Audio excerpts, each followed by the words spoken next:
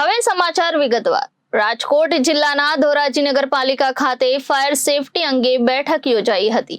ધોરાજીની તમામ બહુમાળી બિલ્ડિંગ અને સિનેમા હોલ અને મેરેજ હોલ, ડાઇનિંગ હોલ અને ગેસ્ટ હાઉસના સંચાલકો ઉપસ્થિત રહ્યા હતા। રાજકોટ જિલ્લાના ધોરાજી નગરપાલિકા ખાતે ફાયર સેફટી અંગે બેઠક યોજાઈ હતી। ગોંડલના ફાયર ઓફિસરની અધ્યક્ષતામાં આ બેઠક યોજાઈ હતી। ધોરાજીની તમામ બહુમાળી બિલ્ડિંગ અને સિનેમા હોલ અને મેરેજ હોલ, ડાઇનિંગ હોલ અને ગેસ્ટ હાઉસના સંચાલકો ઉપસ્થિત રહ્યા હતા।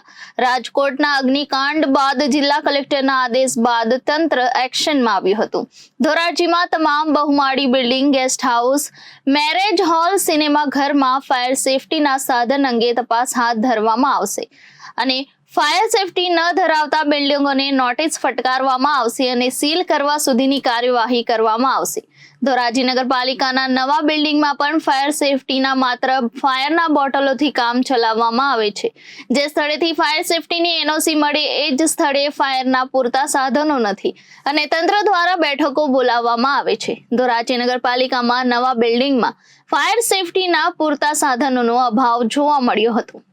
ધોરાજી નગરપાલિકાનું ફાયર ટેન્કર પણ બિસ્માર હાલતમાં જોવા મળ્યું હતું। ફાયર ઓફિસરે એ વાતનો સ્વીકાર કર્યો કે નગરપાલિકામાં ફાયર સેફટીનો અભાવ હશે તો પાલિકા પર પણ કાર્યવાહી કરવામાં આવશે। Bureau report, Janadesh news, Dhoraji.